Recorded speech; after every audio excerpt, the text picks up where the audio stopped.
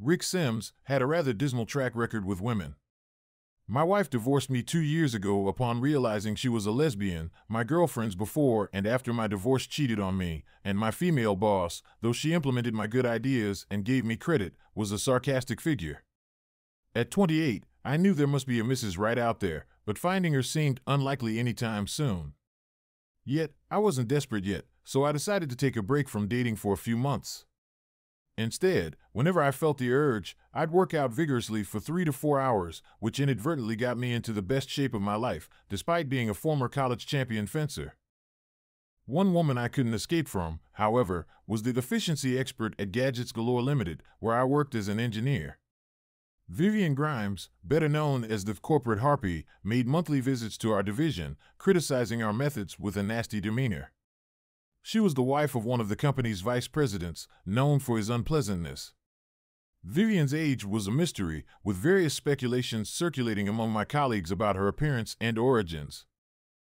For some reason, Vivian seemed to target me for criticism. She wrote me up on multiple occasions for what she deemed as excessive testing on new products, costing me performance bonuses. I harbored a desire to get back at her for her actions. Sometimes, patience pays off.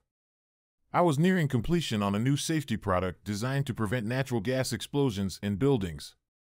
However, I had reservations about one aspect related to high-pressure fluctuations in the pipeline. I wanted to conduct more testing before proceeding to a beta test site, a warehouse with about 100 employees. Then came Vivian. In the name of efficiency, she ordered me to skip the additional testing I deemed necessary. I insisted on her order being in writing and explained the safety concerns, warning of potential liability for property damage and wrongful death. In response, she threatened termination if I didn't comply. Instead of obeying, I used my budget to commission an independent lab for testing and simulations. The test resulted in an explosion, and simulations revealed a significant failure rate under certain pressure conditions, confirming my concerns. I addressed the issue, conducted beta testing with the corrected product, and it performed flawlessly. Feeling Vivian was a danger, I prepared to confront her. Gathering evidence and enlisting the lab director's support, I arranged a meeting with Peter Frank, the VP of my division, hoping he'd take action. Before I could proceed, Vivian unexpectedly appeared at my apartment days before the meeting. Surprisingly, she approached me humbly, expressing concern about our upcoming discussion with Frank. Perplexed by her sudden change in demeanor, I allowed her in, albeit with a time constraint. Vivian, visibly anxious, revealed her awareness of the impending meeting and its potential implications for her. "Can you please tell me what it's about?" she asked timidly. "It's about your incompetence, which could have cost Gadgets Galore millions of dollars if I had followed the specific instructions you gave me, under the threat of being fired if I didn't comply. I have absolute proof that following your instructions would have resulted in the beta test site blowing up, causing extensive property damage and loss of life," I replied, arms folded, a hint of sarcasm in my tone. She gulped. "Isn't there some other way we can deal with this? I'm having other difficulties at work, and my marriage is in trouble. This could ruin me forever." "Why should I care about that?" I responded, less hostile than before. "Because I know that you're a nice guy who cares about others. I know I screwed up, and I'll try any way I can to make it up to you," she pleaded. "How?" I asked. "I can restore the money you spent on testing from your discretionary budget and even add a few $1,000s more," she offered. "A good first step, but only a first step," I replied. "I know you don't like my recommendations." She began. "You mean directives?" I interjected. Yes, your directives." "I can refrain from giving directives to you and your entire group," she continued. "Still not enough," I responded. A few tears welled in her eyes, proving she wasn't a cyborg or demon as some believed. I have one more thing I could offer," she stammered. "What's that?" I asked, intrigued. She sighed, brushing away tears. "If I tell you, you have to promise never to tell anyone else." After a pause, I agreed. "Okay, I promise." She stood up, letting her hair down and removing her entire outfit with a single motion, revealing she had nothing on underneath. I stared in disbelief as she said something, though I couldn't comprehend it all. Whatever it was, the sight of her naked form caused an immediate physical reaction. Her physique was stunning, a stark contrast to the baggy outfits she typically wore. She had voluptuous breasts with long nipples, defined abs, toned thighs, and a visible clitoris beneath her sparse pubic hair. Almost mechanically, I stood and approached her, running my hands over her breasts. It had been over 2 months since I'd been intimate, and her body was the most alluring I'd ever encountered. When I snapped out of my trance, I noticed her face, even without makeup, framed by her silky brunette hair. It was strikingly beautiful. Vivian closed her eyes and softly moaned as I caressed her breasts, occasionally brushing her nipples. I felt her hand on my erection through my pants, and like a teenager, I climaxed spontaneously, the first time since I was 18. My sudden release surprised me, and I instinctively grabbed onto her breasts. The wetness in my pants snapped me back to reality. I gently removed her hand from my crotch and withdrew mine from her breasts. She looked puzzled. After a deep breath, I addressed her directly for the first time. Vivian, I understand how important this is to you. You have an incredible body, but I'm not the type of person to demand sex to avoid taking action against you. If you keep your promises to restore my budget and refrain from issuing directives to my group, I won't go to Frank. Vivian met my gaze with mesmerizing green eyes. You can do whatever you want with me, Rick. From the way you touched me and reacted, it seems you're open to the idea, she whispered. Let's stick to your promises, Vivian, I stammered. I need to change. Please let yourself out. I retreated to my bedroom and closed the door. In the shower, I pondered the situation, questioning my actions and desires. Despite the embarrassment of my spontaneous climax, I found release with unprecedented intensity. Dizzy, I collected myself before leaving the shower. Naked on my bed, I mumbled to myself, reflecting on the encounter and its implications. Following my encounter with Vivian, I found myself in a daze for a couple of days before snapping out of it. She restored the money I spent on testing the gas safety product and even added $5,000 to my discretionary budget. It was a dramatic change for both of us. Over the next few months, Vivian became notably friendlier and approachable. She started wearing slightly more revealing clothes and never imposed her directives on my group. Her input on efficiency was now respectful and discreet, a stark contrast to her previous demeanor. However, the memory of Vivian's captivating form lingered in my mind, causing involuntary reactions whenever I saw her. About 3 months later, there was a change in management at Gadgets Galore. Victor Grimes took over our division, and Vivian was transferred to another department. We welcomed a new, more agreeable efficiency expert. Victor's leadership made my work life unbearable. Frustrated, I contemplated seeking revenge. The idea of seducing Vivian, his wife, appealed to my sense of retribution. I arranged to meet Vivian for lunch on Saturday, under the guise of discussing work matters.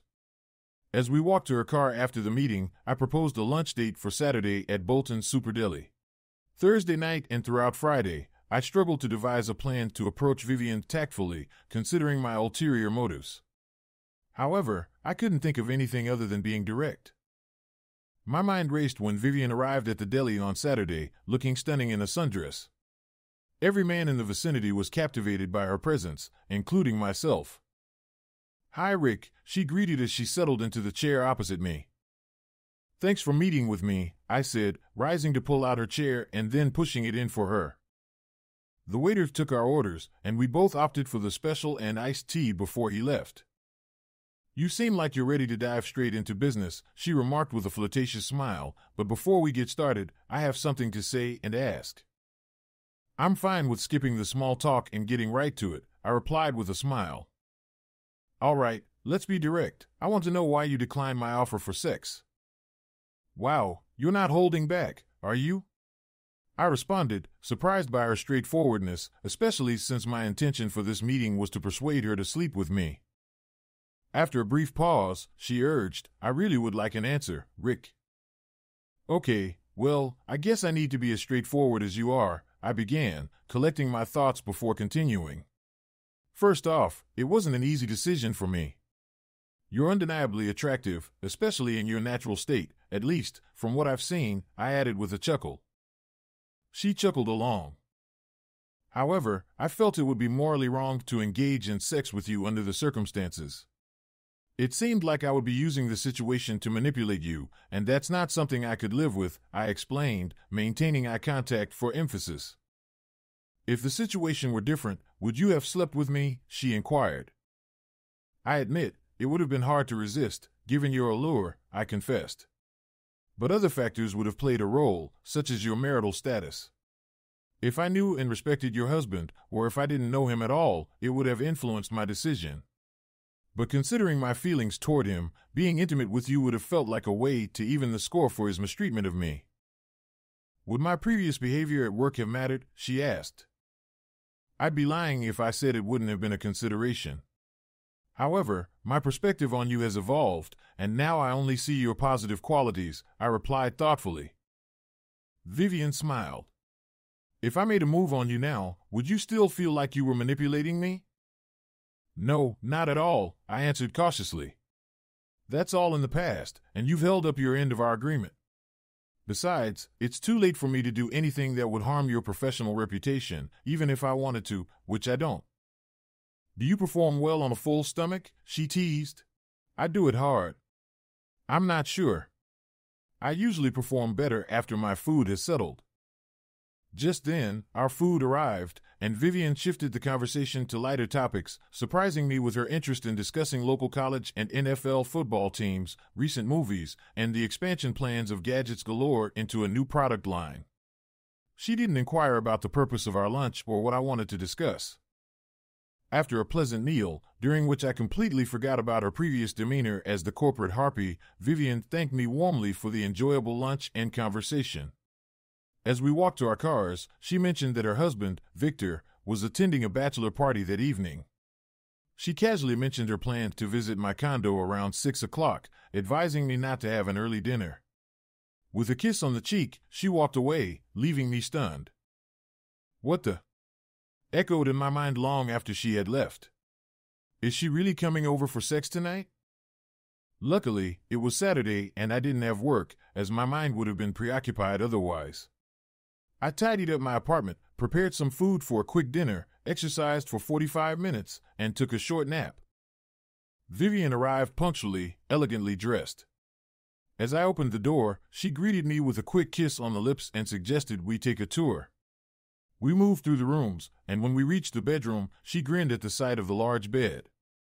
Any reason we shouldn't put it to good use right now? She teased, removing her dress to reveal no bra and a thong.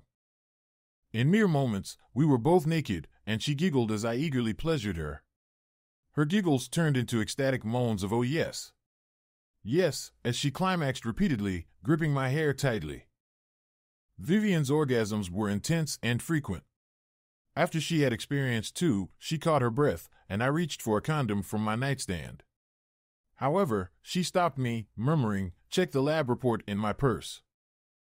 I complied and found a folded lab report with her name, indicating no STDs. She smiled at me. "No need for condoms, I trust you." Who was I to argue? Minutes later, I was deeply immersed in passionate lovemaking with Vivian, her thighs wrapped around me as we moved together with fervor. Despite wanting to last longer, my months of celibacy and the incredible sensations of her tightness made it impossible.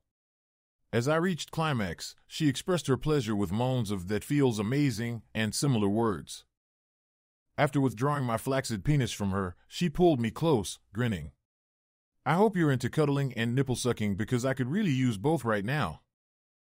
"I suppose I can manage that," I chuckled, snuggling up to her and taking one of her ample nipples into my mouth, then the other.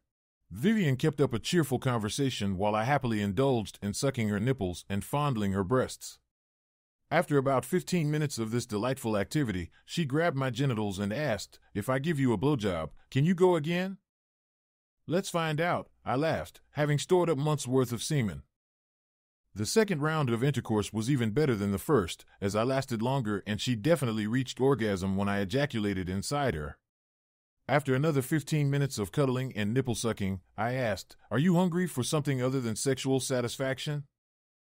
"Are you offering to order takeout?" she quipped. No, I'm offering to cook for you, I replied with a smile. If you do, I might never leave, she joked.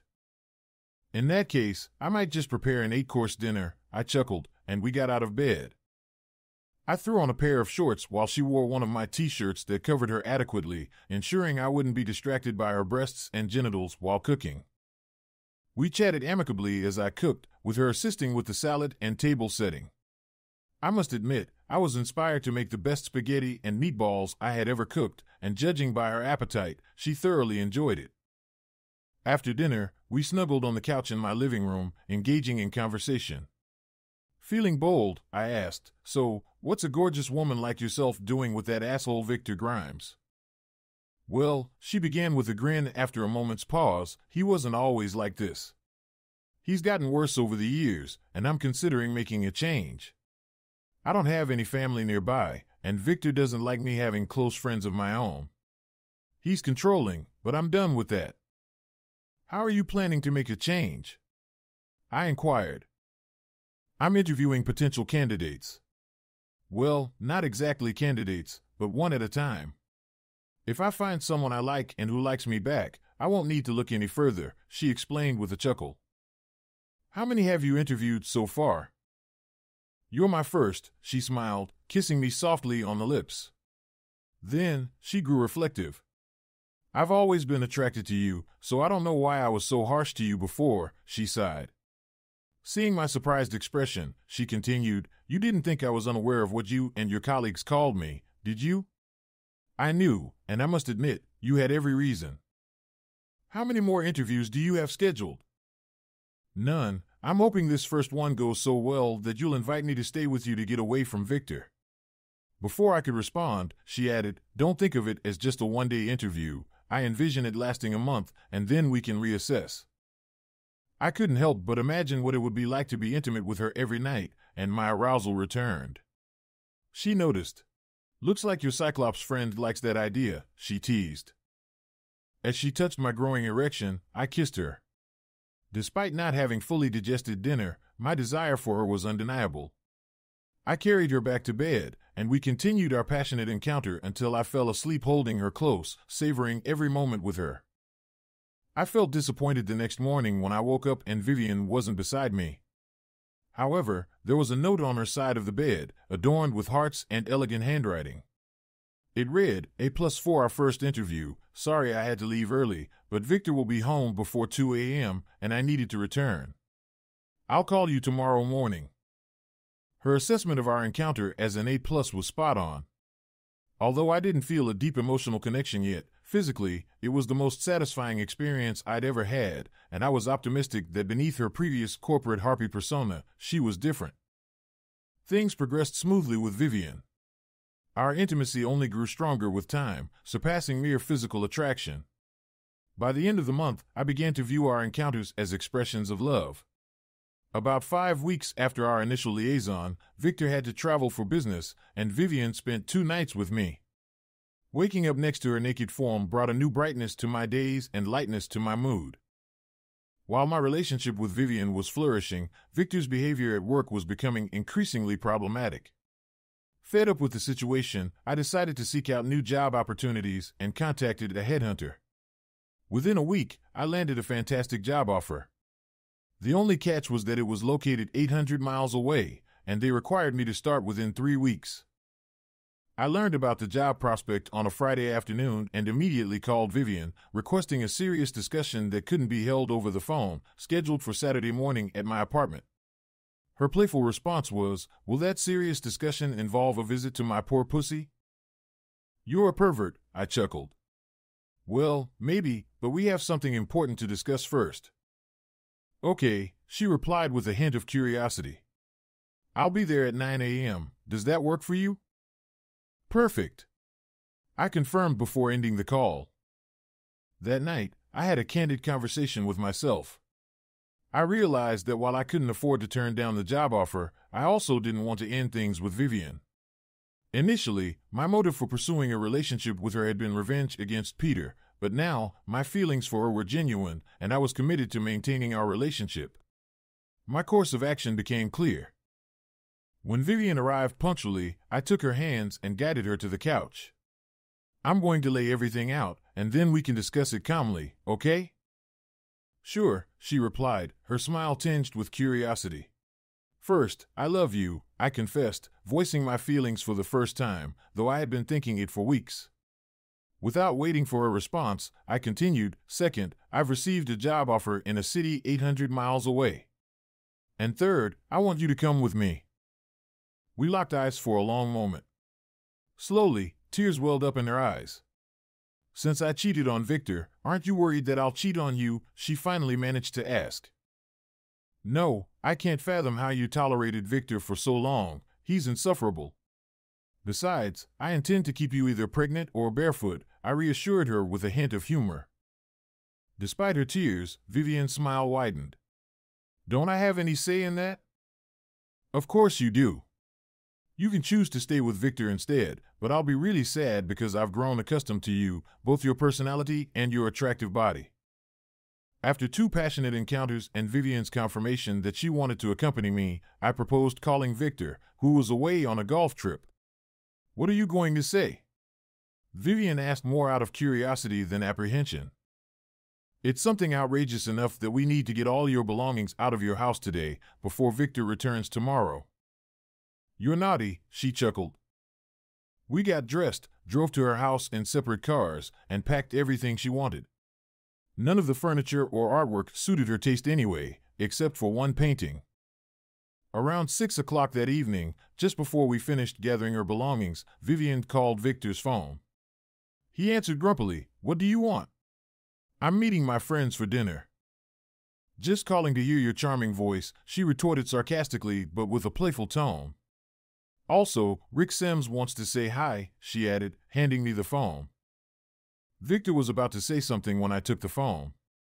Hi Victor, just a cheerful call to inform you that I'm officially resigning from Gadgets Galore in 2 weeks, or sooner if you decide to kick me out.